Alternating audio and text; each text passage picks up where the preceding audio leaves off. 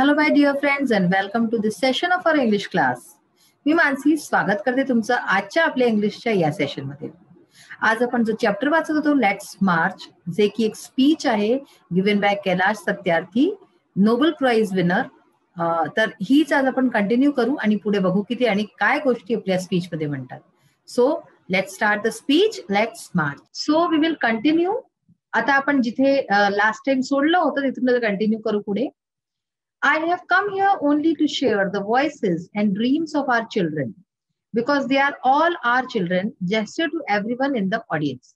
म्हणजे ऑडियन्स कडे बघताना जितकेही दर्शक दीर्घ होते, प्रेक्षक गण होते, सगळ्यांना बघताना ते म्हणतात की मी इथे आलो आहे आपले share the voices and dreams of our children. आपले मुलं जितकेही आहे पूर्ण जगात त्यांची जी आवाज आहे आणि त्यांचे जे स्वप्न आहे ते सर्वांपर्यंत पोहोचवायला, ते शेअर करायला, सगळ्यांबरोबर साझा करायला मी इथे आलो आहे.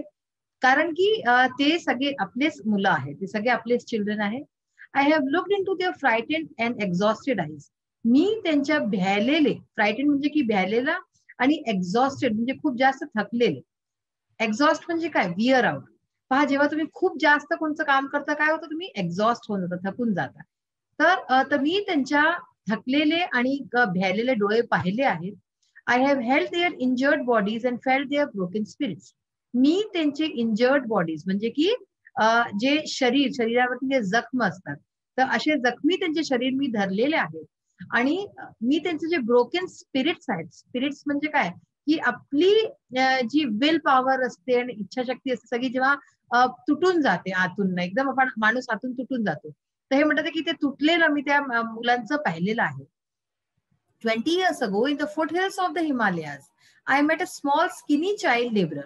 20 वर्षा आधी मी जे आहे हिमालय जे पर्वत आहेत त्याचे फुट हिल्स म्हणजे की त्याचा खालचा जो हिस्सा असतो तिथे मी एका छोट्या स्किनी म्हणजे की एकदम दुबल्या पतल्या एकदम पातळशा मुलाशी भेटलो, जो की चाइल्ड लेबरर होता, जो बालमजूर होता.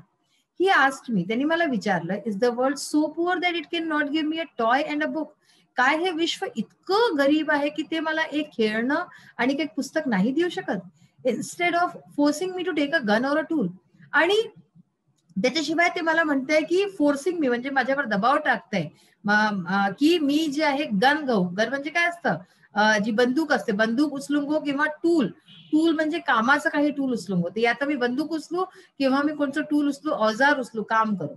तर हे जग काय इतकं जास्त गरीब आहे. I met with a Sudanese child soldier. तर मी एका सुडान एक जागेचं नाव आहे, अशा चाइल्ड सोल्जर, जो लहानसा मुलगा जो की सोल्जर होता, त्याच्याशी भेटलो. He was kidnapped by an extremist militia.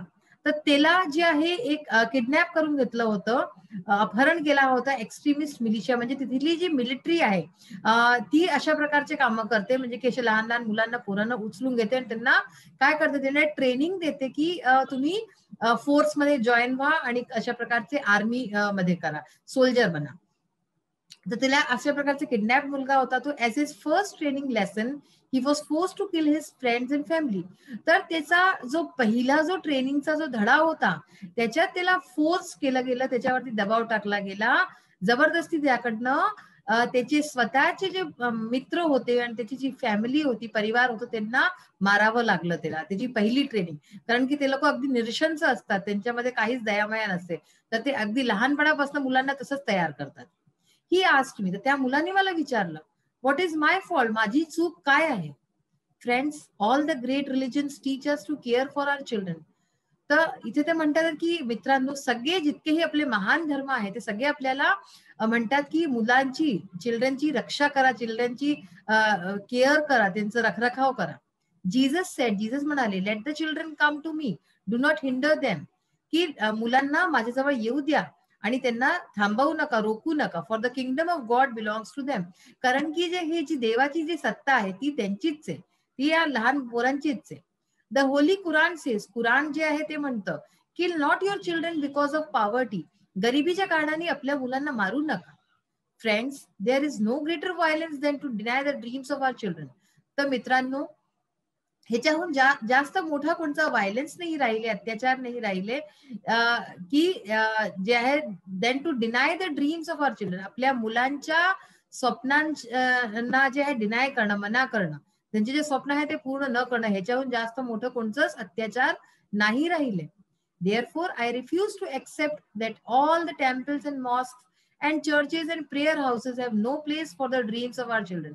आणि म्हणूनच therefore म्हणजे म्हणूनच मी रिफ्यूज करतो, मी या गोष्टीला एक्सेप्ट नाही करत की हे जे आहे की जितकेही मंदिर आहे, मस्जिद आहे किंवा चर्च आहे आणि जितके प्रेयर हाऊसेस म्हणजे जिथे की लोक प्रार्थना करतात आपल्या आपल्या धर्माची जाऊन, तिथे कोणती जागा नाहीये आपल्या मुलांच्या, जे चिल्ड्रन आहे त्यांच्या स्वप्नाकरता कोणती जागा नाहीये. तर मी ही गोष्टला रिफ्यूज करतो एक्सेप्ट करायला, मान्य करायला मी तयार नाहीये. I refuse to accept that the world is so poor when just 1 week of global military expenditure can bring all the children to classrooms. मी हे मान्य करायला तयार नाही आहे, मना करतो की हे जग इतकं जास्त गरीब आहे, इतकं गरीब आहे की एक 1 वीक जो असतो म्हणजे की एक हफ्ता जो असतो, एक सप्ताह जो असतो, त्याचा जो ग्लोबल मिलिटरी एक्सपेंडिचर म्हणजे पूर्ण विश्वाचा जो मिलिटरीचा जो एक्सपेंडिचर आहे, मिलिटरी म्हणजे जे आर्म फोर्सेस सगळे असतात त्याच्यात जो खर्च होतो, can bring all the children to classroom. जर तो थांबवून दिला जाय तर पूर्ण विश्वाचे सगळे मुलं जे आहे ते क्लासरूम्स मध्ये येऊ शकतात. I refuse to accept that all the laws and constitutions, police and judges are unable to protect our children. मी हे मान्य करायला तयार नाहीये की जितकंही आपल्याकडे नियम, कायदे, कानून आहे, जितकेही सगळे कॉन्स्टिट्यूशन आहे, आपले पोलीस आहे, जज आहे, हे सगळे जे आहे हे अनेबल आहे, हे ह्यांच्यात क्षमता नाहीये की हे आपल्या मुलांचं प्रोटेक्शन करू शकेल, त्यांची सुरक्षा करू शकेल. I refuse to accept that the shackles of slavery can ever be stronger than the quest for freedom. मी हे मान्य करायला तयार नाहीये की हे शॅकल्स ऑफ स्लेव्हरी, शॅकल्स म्हणजे काय, चेन्स दॅट बाइंड, म्हणजे चेना असतात ज्या की बांधून ठेवतात. स्लेव्हरी, स्लेव्हरी म्हणजे जे आपण जे गुलाम ठेवतो, हे गुलामीच्या ज्या जंजिरा आहेत ते इतक्या जास्त स्ट्रॉंग असतील, इतक्या मजबूत असतील then the quest for freedom, की त्या आपल्या फ्रीडमचे जो आपलं जे आपण स्वतंत्रता पायाची जी आपली इच्छा आहे त्याच्याहून जास्त जे आहे ते जे बेड्या आहेत ज्या स्लेव्हरीच्या, त्या त्याच्याहून जास्त स्ट्रॉंग आहे, हे मी मानायला तयार नाहीये. I refuse to accept here. तर मी म्हणून हे सगळं मानायला तयार नाहीये, मी हे सगळं अमान्य करतो.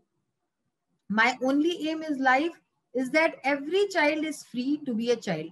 माझा जो नुसता एक पर्पज आहे लाईफचा, जीवनाचा, तो हे आहे की एव्हरी चाइल्ड, हर प्रत्येक जो चाइल्ड आहे, मूल आहे, तो फ्री आहे, free to be a child.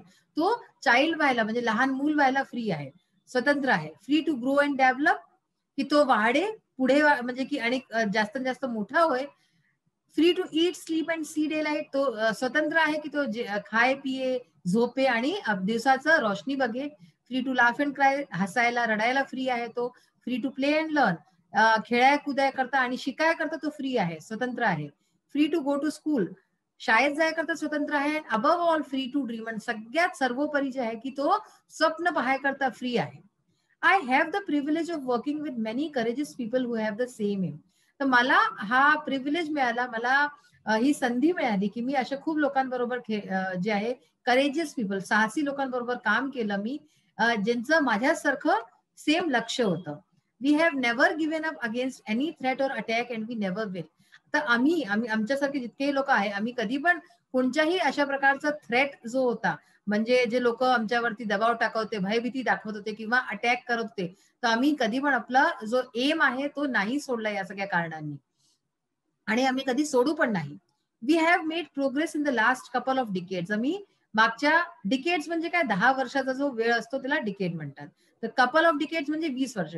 तर 20 वर्षात आम्ही खूप प्रोग्रेस केली आहे. We have reduce the number of out of school children by half. तर आम्ही जे शाळेतनं निघालेले मुलं आहेत, म्हणजे ज्यांनी काढून सोडून दिलं अशा प्रकारचे मुलं, तर त्यांना आम्ही पर्सेंटेज त्यांची अर्धी करून टाकली, म्हणजे त्यांना परत आम्ही शाळेत टाकलंय. We have reduced the number of child labourers by a third. आम्ही जे चाइल्ड लेबरर्स आहेत, जे बालमजूर आहेत, त्यांची पण संख्या कमी केली आहे बाय अ थर्ड.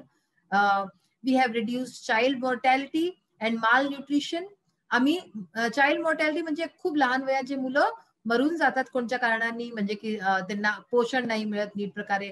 माल न्यूट्रिशन म्हणजे कुपोषण. तर हे सगळं आम्ही रिड्यूस केलं आहे. And we have prevented millions of child deaths. आणि अशाच प्रकारे आम्ही खूप मिलियन्स ऑफ चाइल्ड डेथ्स, लहान मुलांचं मरण पण थांबवलं आहे.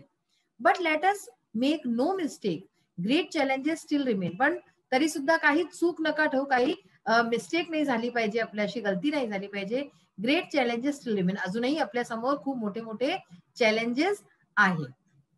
Friends, the biggest challenge or biggest crisis knocking on the doors of humankind is fear and intolerance.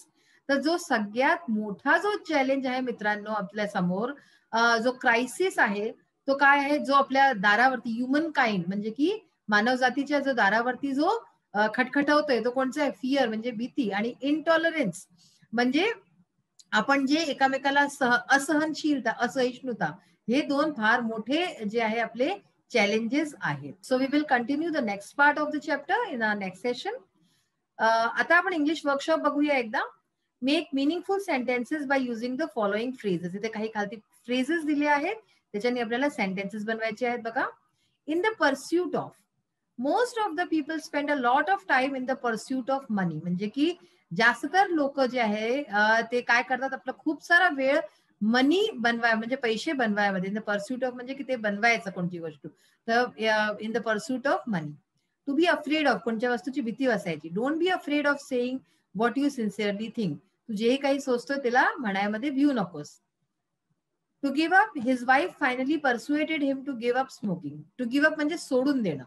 तर त्याची बायकोनी शेवटी त्याला म्हणवून घेतलं की स्मोकिंग जे आहे ते सोडून देतो. क्वेश्चन नंबर 12 आहे तुमचा. Write minimum 5 hidden words of more than 4 letters from intergovernmental. हा शब्द आहे, ह्याच्यातनं कमीत कमी 5 शब्द बनवायचे आहेत जे आत छिपलेले आहेत, आणि त्या 4 लेटर्स चे असले पाहिजे, 4 किंवा त्याच्याहून जास्त. तर बघा, internal, government, torment, governmental, normal, lantern. ठीक आहे, तर असे आपण हे 1 2 3 4 5 6 मी ते एक्स्ट्राच एक तुम्हाला आणि सांगितलं, आणि असे खूप शब्द बनतील जर तुम्ही नीट बघाल तर. Use the same words as a noun and a verb to make meaningful sentences. हे शब्द आहेत मार्च, ऑनर, क्रेडिट आणि स्टेच. ह्यांचं आपल्याला काय करायचंय, 2-2 सेंटेन्सेस बनवायचे. एकामध्ये त्याचा मिनिंग वर्ब असला पाहिजे, एकामध्ये त्याचा मिनिंग नाउन असला पाहिजे. तर बघा, मार्च, पहिला शब्द आहे march. The workers begin their march to protest against their factory owners. हा आहे नाउन. इथे march as a noun use केलाय. तर वर्कर्सनी जे कामगार होते त्यांनी त्याला आपला मार्च सुरू केला. इथे हा मार्च जो शब्द आहे तो जसं आपला आता आपण जो चॅप्टर वाचतो त्या संदर्भातच यूज होतोय. तर their march to protest against their factory owners. त्यांनी आपला मार्च सुरू केला फॅक्टरी ओनर्स म्हणजे जे कारखान्याचे जे मालिक होते त्यांच्या विरुद्ध. The physical education teacher march the children to the playground. इथे हे वर्ब आहे. This march is verb. म्हणजे फिजिकल एज्युकेशन टीचर, पीटीआयचे जे टीचर असतात, तर पीटीआयच्या टीचरनी मुलांना प्लेग्राऊंड पर्यंत मार्च केलं. मार्च म्हणजे कसं, इथे काय मिनिंग आहे, ते लेफ्ट राईट करावतात ना, तर ते. सेकंड आहे honour. A dinner is arrange in is honour. तर इथे हे नाउन झालं ऑनर, म्हणजे की एक डिनर अरेंज केलं. डिनर म्हणजे रात्रीचं जेवण, त्याच्या ऑनर मध्ये, त्याच्या सन्मान मध्ये. ते इथे ऑनर म्हणजे सन्मान, हे नाउन झालं. The actor was honoured with the Padma Shri. तर हे इथे वर्ब, इथे वॉज ऑनर्ड. बघा तुम्ही, हे दोन्ही शब्द जे आहेत ते वर्ब होतात. ते नुसतं हे वॉज हेल्पिंग आहे आणि हे मेन वर्ब आहे. तर ऍक्टरला ऑनर्ड केलं गेलं पद्मश्री. नेक्स्ट आहे credit. The bank refuse to extend there credit. इथे हे नाउन आहे, आणि शी has bin wrongly credited age the author. इथे हे वर्ब आहे. ह्याच्यात काय मिनिंग झालं की तिला ज्या चुकीने क्रेडिट दिला गेला ऍज अ ऑथर, म्हणजे की ती ऑथर नव्हती, ती रायटर नव्हती, पण तिला असं म्हटलं गेलं. आणि इथे क्रेडिटचं काय अर्थ की बँकनी रिफ्यूज करून दिलं, मना करून दिलं गेलं की त्याचं क्रेडिट अमाऊंट, क्रेडिट असतं ना जे, म्हणजे की दिलं जातं, पैसे दिले जातात, क्रेडिट कार्ड असतात. ठीक आहे. स्टिच, स्टिचचा अर्थ काय असतं, शिवणं. The wound needed 8 stitches. इथे हे नाउन आहे. वुंड जे होतं म्हणजे जे जखम होता तिथे जो आहे 8 स्टिच लावल्या गेल्या. The tailor was asked to stitch the clothes quickly. इथे हे वर्ब आहे. टेलरला म्हटलं गेलं की जे कपडे आहेत ते फटाफट शिवून दे. आता बघा, ही लँग्वेज स्टडीचा पार्ट एकदा. Find the sentences of present perfect tense from the speech. आपल्याला स्पीच मधनं प्रेझेंट परफेक्ट टेन्सचे काही आपल्याला सेंटेन्सेस काढायचे आहेत जे आपण आता वाचतोय. We have made progress in the last couple of decades. Present perfect tense म्हणजे की आपण जे आता जे करून चुकलोय, काम पूर्ण संपून चुकलोय, आणि तेही प्रेझेंट मध्ये, हे असतं प्रेझेंट परफेक्ट टेन्स. ह्याच्यात हॅव, असतं आणि हॅव मेड, हॅवचा यूज जरूर होतो याच्यात. वी हॅव मेड प्रोग्रेस, आम्ही प्रोग्रेस केली आहे. We have reduce the number of out of school children by half. We have reduced the child labourers by a third. तर अशा प्रकारे सगळ्यांमध्ये पहा have made, have reduced, have reduced, तर हे सगळे जे आहे प्रेझेंट परफेक्ट टेन्सचे आहेत. नेक्स्ट आहे find examples of infinitives from the speech and underline them. Infinitives काय असतं, इन्फिनिटिव्स मध्ये टू लागतं, हे टू जरूर लागतं. आणि टू बरोबर काय असतं, एक वर्ब असतं. I have come here only to share the voices of our children.